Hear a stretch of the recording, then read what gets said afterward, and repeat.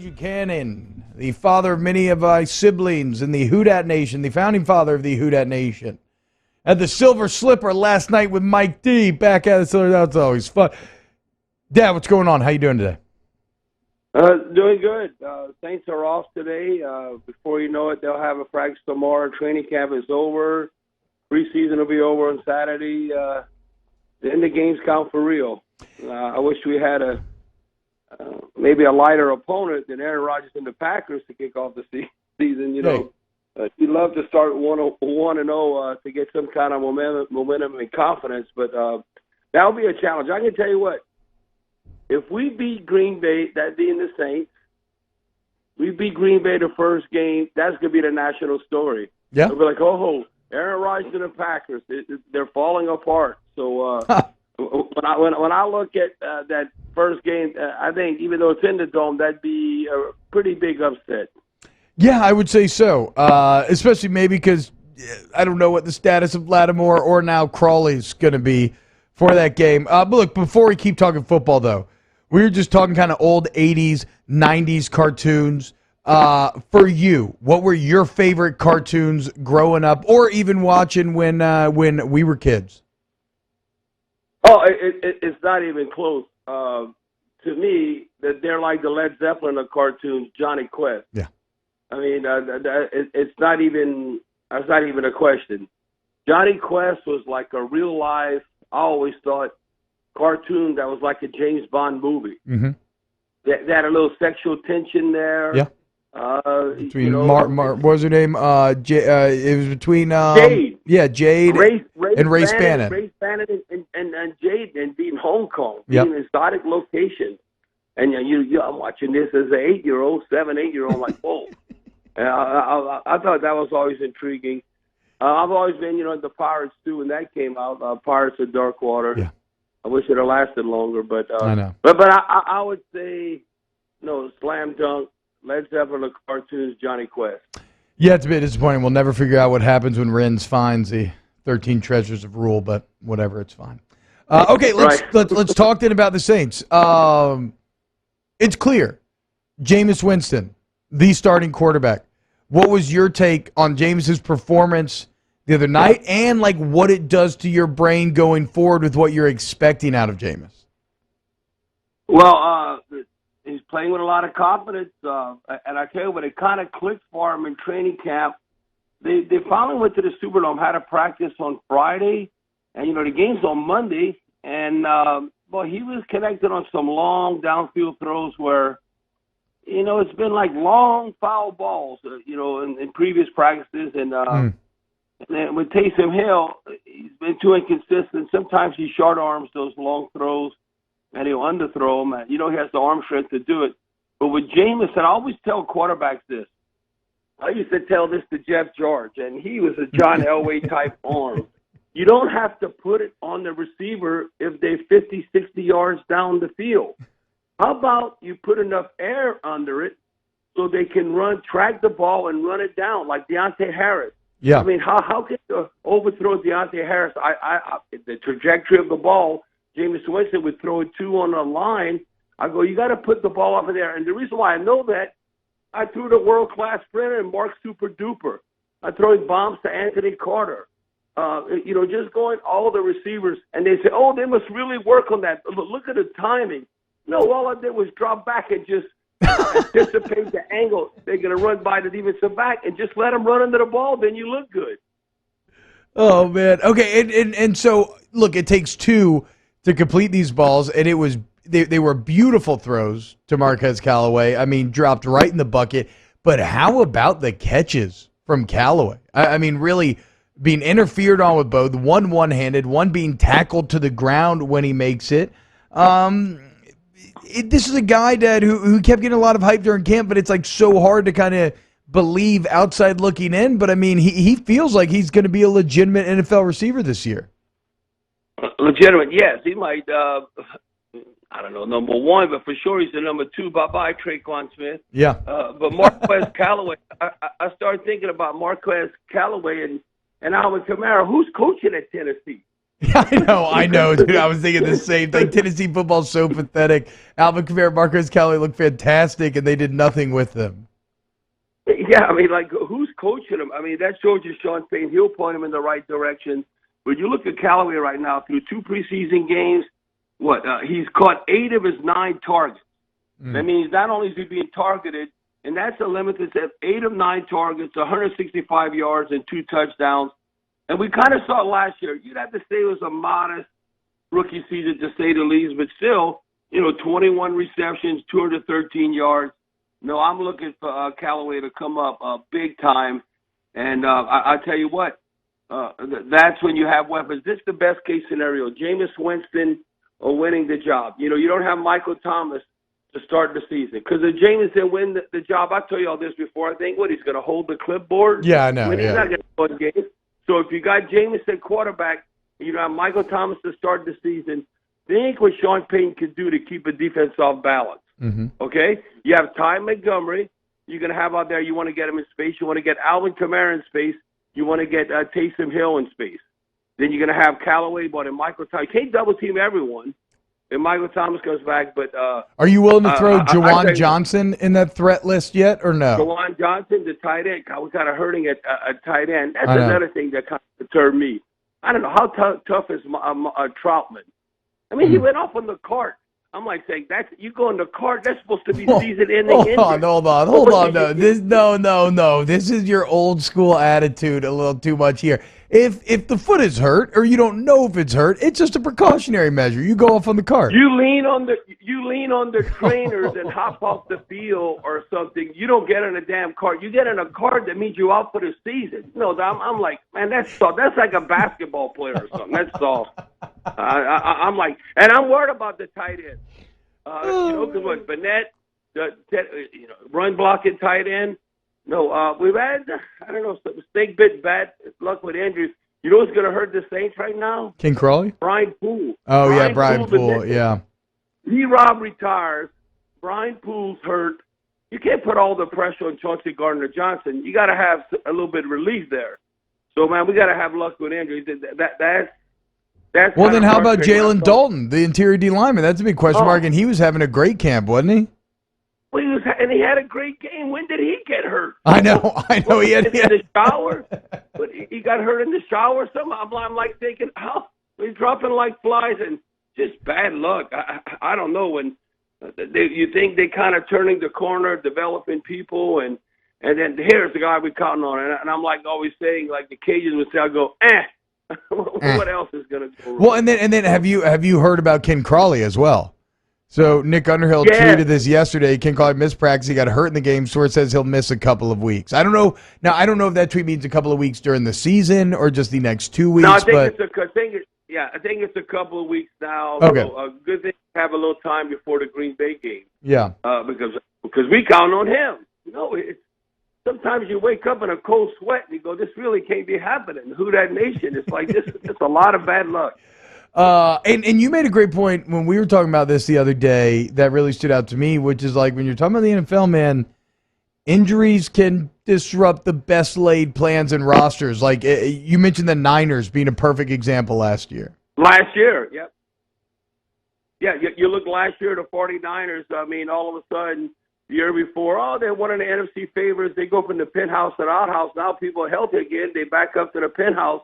No, that could cause you, all of a sudden, you think you could have a double-digit winning season. You get people injured. You winning 6 games. And then the fan base is real discouraged. But the one thing I am encouraged by is, I got to give Dennis Allen and the defensive staff a lot of credit. They look really good. And I think our D-line, let me tell you, David Onyemata off the edge. Yeah. He might end up being an awesome defensive end, like defensive tackle. Then you have the flexibility. If Davenport stays healthy, isn't it a coincidence that it's a contract year?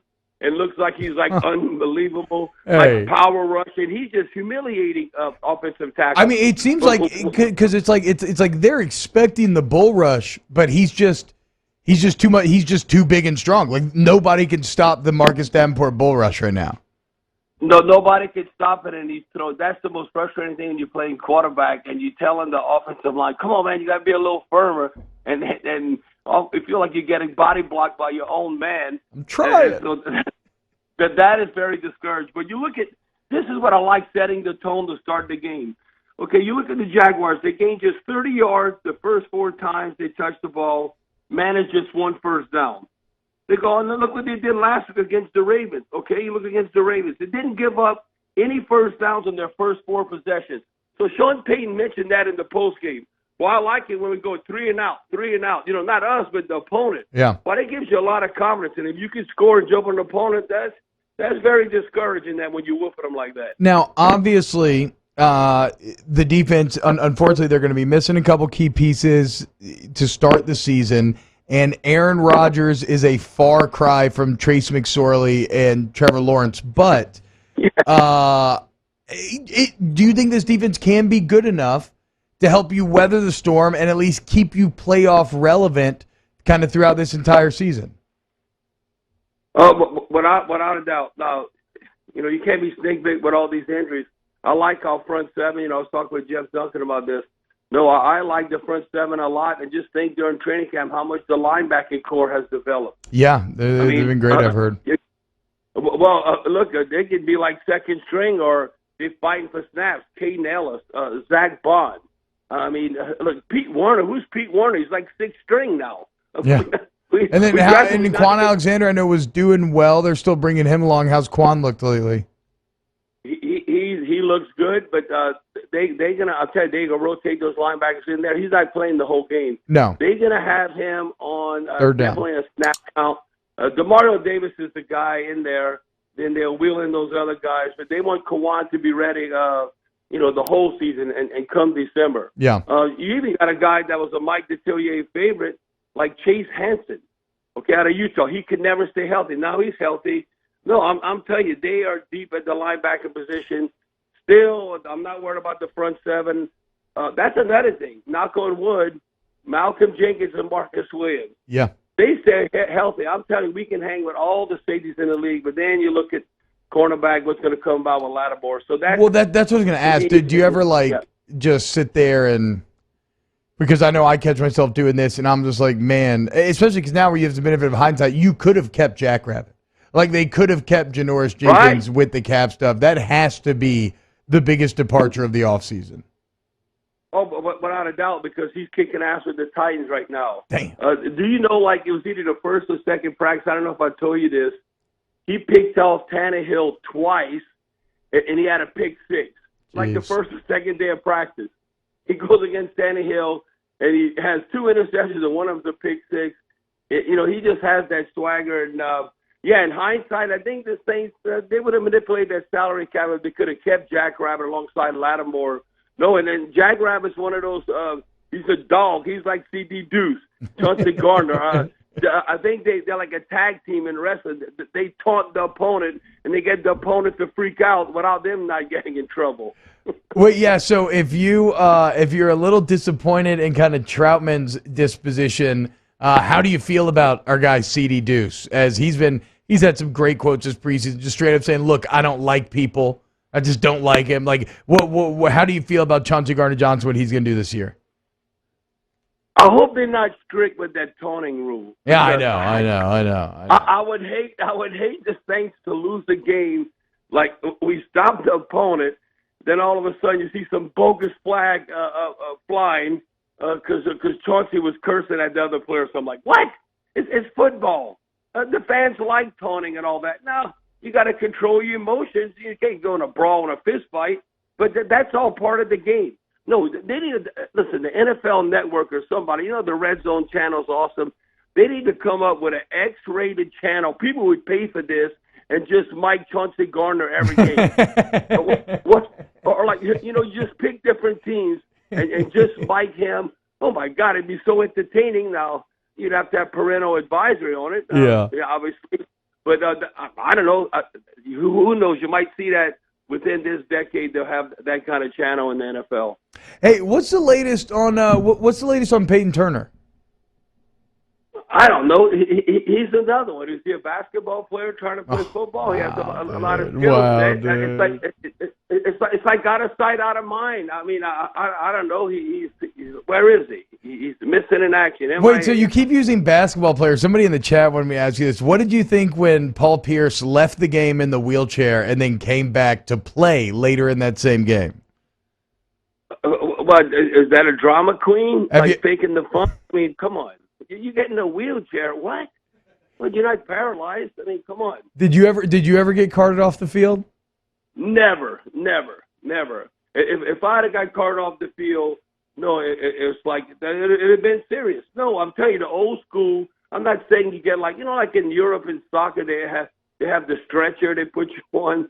It's like you had a military battle. So no, it's not that. But you just lean on the trainers, and you hobble off with them. I do remember I was in ninth grade and I dislocated my shoulder and I laid on the ground while it was out, right? And they'd stop the game, they'd bring the trainers out there, and later that night my old man was like, yeah, I mean, it wasn't a leg injury. Yeah, I mean, you could have basically saying you could have jogged off. I mean, it wasn't a leg injury. What are you doing?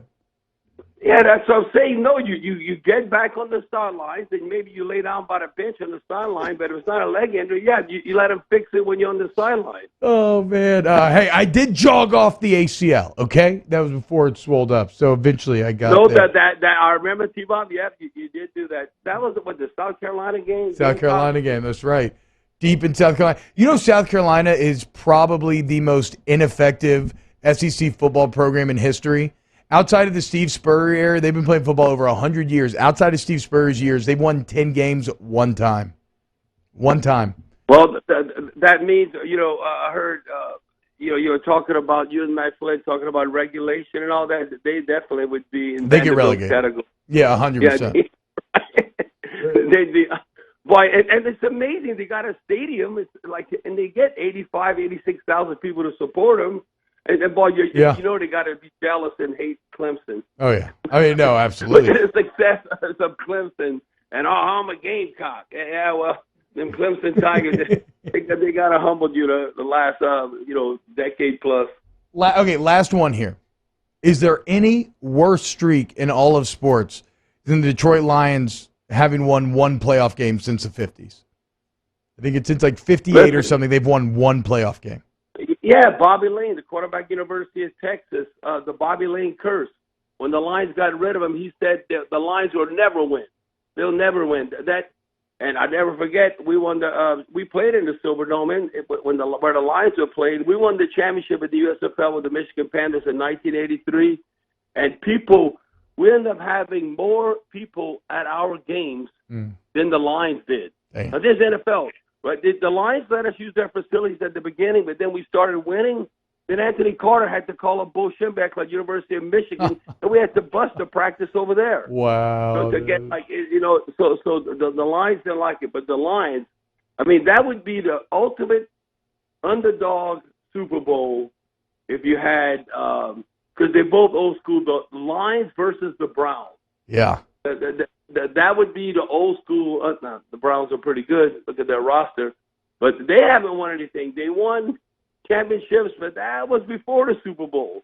So that'd be interesting, like Browns, Lions. But, hey, maybe Dan Campbell can do it. I don't think so. Dan maybe Campbell's so. turn around. How can you not like Dan Campbell? Old school. I mean, everybody's like, oh, he's out of control. He's not professional.